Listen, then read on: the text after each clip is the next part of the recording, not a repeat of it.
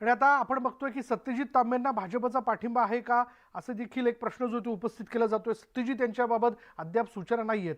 मंत्री गिरीश महाजन यांनी याबद्दलचं वक्तव्य केलंय, पण असं असतानाही म्हणजे असं वक्तव्य त्यांनी केलेलं असतानाही मात्र सुजय विखे पाटील यांनी त्यांच्या कार्यकर्त्यांना त्याच्या संदर्भात जे स्टेटस ठेवायला लावले किंवा सुजय विखेंनीच त्यांच्या कार्यकर्त्यांना याबद्दल स्टेटस ठेवण्यास सांगितलेलं आहे का, असे वेगवेगळे प्रश्न उपस्थित करत राजकीय वर्तुळात म्हणजे खास करून अहमदनगरच्या राजकीय वर्तुळात चर्चा जी ती सुरू झाली आहे। याचं मुळात कारण असं आहे की बाळासाहेब थोरात आणि त्याचबरोबर राधाकृष्ण विखे पाटील यांच्यातलं वैर हे सर्वश्रुत आहे। असं असताना खरं राजकारणात कुणी कोणाचा कायमचा वैरी किंवा शत्रू नसतो, म्हणजे वैरी किंवा मित्र नसतो, त्यामुळे काही घडू शकतं।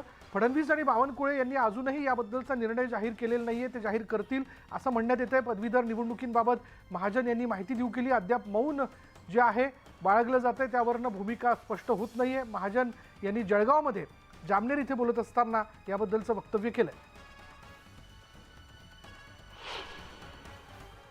हो, काय सांगाल, पदवीधरची उद्या निवडणूक आहे, भाजपचं अद्याप मौन पाहायला मिळतंय, कुठली भूमिका जाहीर केलेली नाही, कोणाच्या पाठीशी?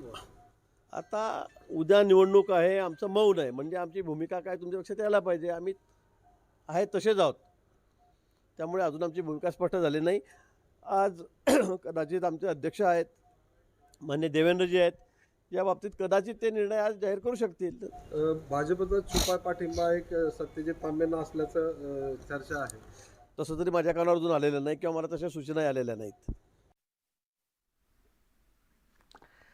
तर मराठवाडा शिक्षक मतदारसंघाच्या निवडणुकीत बीडसह मराठवाड्यातील शैक्षणिक क्षेत्रातील मातब्बर नेते जयदत्त क्षीरसागरांनी शेवटच्या क्षणी आपला पाठिंबा जो आहे तो भाजप उमेदवार किरण पाटील यांना जाहीर केला आणि यामुळे भाजपचं पारडं जड झालंय। जयदत्त क्षीरसागर यांनी भाजपला पाठिंबा जाहीर केल्यानं राष्ट्रवादी काँग्रेसचे उमेदवार विक्रम काळेंना मोठा धक्का मानला जातोय।